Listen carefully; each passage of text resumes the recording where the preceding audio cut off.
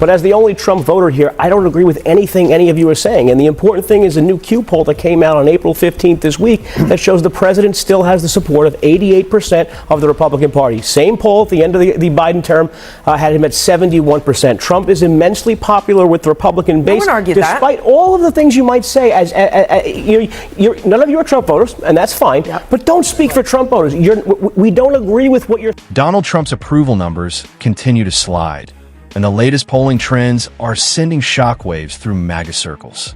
Anxiety is clearly building, especially as some of his most dedicated allies begin showing signs of doubt. A few voices that once defended him without hesitation now sound frustrated, uncertain, and even disappointed. In this breakdown, we're looking at a heated segment from Abby Phillips' show, where outspoken MAGA defender Joe Borelli appears rattled under pressure. At the same time, longtime Trump critic Cupp delivers a direct and forceful criticism of Trump supporters. We'll unpack the clash, examine what it reveals about the current political moment, and add key context throughout. Let's get into it. It's no secret many in MAGA aren't too thrilled with Donald Trump for some portions of the things he's been doing now, from the Epstein files to the economy and now the war. They say he promised to never start. Many of the loudest people who helped get him elected are starting to say they have buyer's remorse. Our friend S.E. had this to say to many of them after the president's threat to wipe out a civilization. You and your buyer's remorse. Who would listen to you now? Who would listen to you? You got us here. You voted for him. You told everyone they have to vote for him, right? It's going to be World War III if you don't vote for him. Give me a break. No one cares what you have to say anymore. We told you so. But some, particularly on the Democratic side of the aisle, are opening their arms. The thing that has been very fascinating, especially about Marjorie and Candace, is that they are not just coming out like the other ones that you'd mentioned, where they're saying this action is wrong, right? They're saying, I am done with you. Yeah, it's like a values based. Like this guy is bad, not like this policy is bad. Right, and I think that we should give them credit for that. The message cannot be, I told you so. The message has to be, welcome aboard. What else can we do together? Essie, you are by no means a MAGA defector. You were never in early and often to never Trump. Early and often.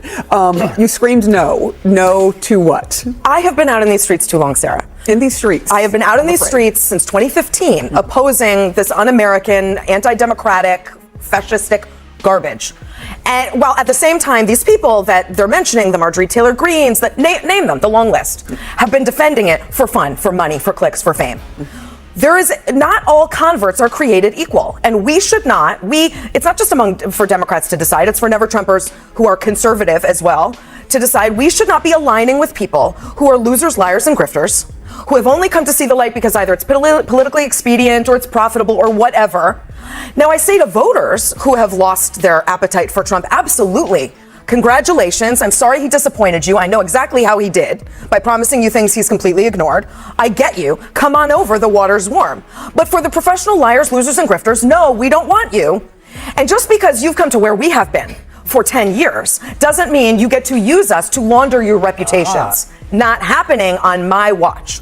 And I don't like this conversation where it's like, well, shouldn't we give them credit? No credit. It's at the 11th hour. It's the 11th hour of this. He is a lame duck. He is gone in 2 years. Guys. What took you so long? I'm sorry. Somebody stop me or I will. I understand the point S.E. Cupp is making here. Democrats should be careful about handing credibility or influence to figures like Tucker Carlson, Megyn Kelly, and others suddenly repositioning themselves. Many of these personalities are simply recognizing that the MAGA brand may be weakening and are trying to secure relevance for the next political phase. That does not mean they deserve automatic acceptance or trust.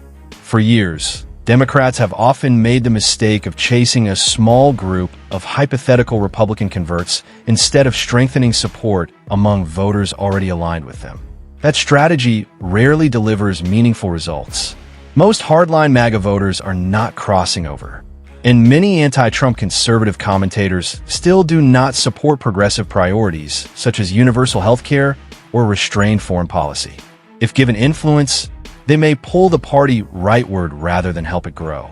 If Democrats want to win consistently, their path is energizing their own coalition, not recruiting media conservatives with a new rebrand. Exactly. This is personal. I've gotten death threats. I have lived this life at the expense of profession, at the expense of friendships, at the expense of money. I've done it. It's been hard, but it's my conscience telling me to do it. You don't get to flip a switch and say, I don't like him anymore. Can I be with you guys? No. Do you see who she's talking about, who are constantly out there and were very supportive, and now they turn on some things, not all things, but they turn on some things very differently than you see, for example, a Liz Cheney or someone in that camp who... Fundamentally different. Yeah. Should the Democrats open their arms to, I mean, Liz Cheney is very conservative. No. No, Democrats should never have treated Liz Cheney as a political solution. That was a serious strategic error. She remains a deeply conservative figure whose break with Donald Trump was centered on Trump himself, not a broader shift in ideology. Much of that conflict also appeared rooted in the long public battle involving her father, Dick Cheney, and Trump. That history matters. It was not some grand ideological awakening. This is someone who spent years opposing Democratic priorities on major issues. Then suddenly, Kamala Harris appearing beside her on the campaign trail created confusion more than momentum. It was unlikely to unlock a hidden wave of suburban Republican voters. That voting bloc has often been exaggerated. Democrats succeed most when they inspire their own base through bold ideas and clear direction, not by shifting right to impress people who are never truly available. Acting too righteously is a deep frustration at the folks who enabled this. Yes. And then all of a sudden are trying to say, wash their hands. Too much for me. Who could have known that it would turn into this? Anybody. After January 6th, anybody could have known this if they chose to pay attention to what he'd said and what he'd done during the first term, particularly if they were self-described conservatives. Joe, But hold on, but a successful pro-democracy movement. Look at what just happened in Hungary. Look at the study of successful pro-democracy movements. They've got to be positive, patriotic, and inclusive. Positive, patriotic, and inclusive. So it's good to castigate the corruption and the rising costs and the cronyism and the chaos and cruelty, all of that. But you got to welcome people in and set a big tent message. Mm-hmm. And so there shouldn't be purity tests in a pro-democracy movement. For voters. Marjorie Taylor Greene, like 5 minutes ago, was still saying that the insurrectionists were patriots. Right. Are patriots. These are people who would still vote for Trump if they were in his favor. I'm sorry. We need to be skeptical of the folks who are claiming us in their name. I'm not talking about voters. You're right. I come at this from a foreign policy perspective. I've, 10 years of following Trump.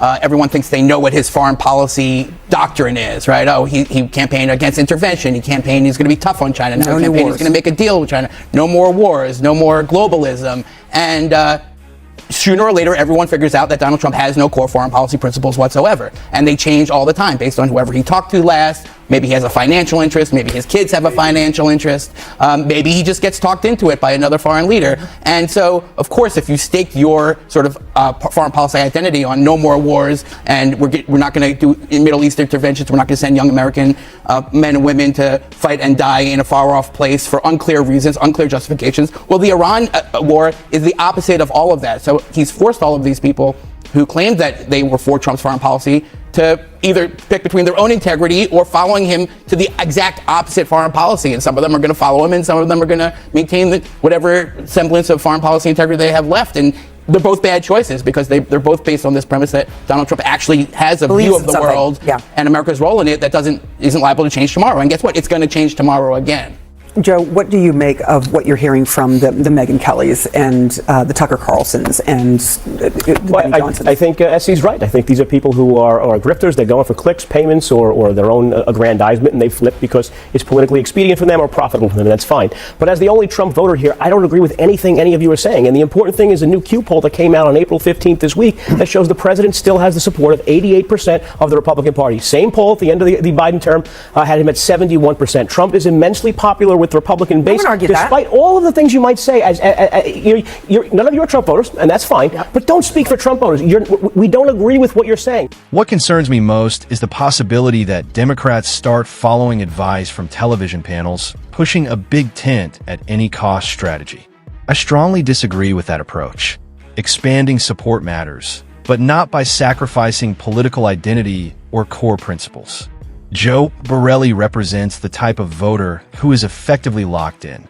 No matter what happens, his loyalty to Donald Trump or the next Republican figure is unlikely to change.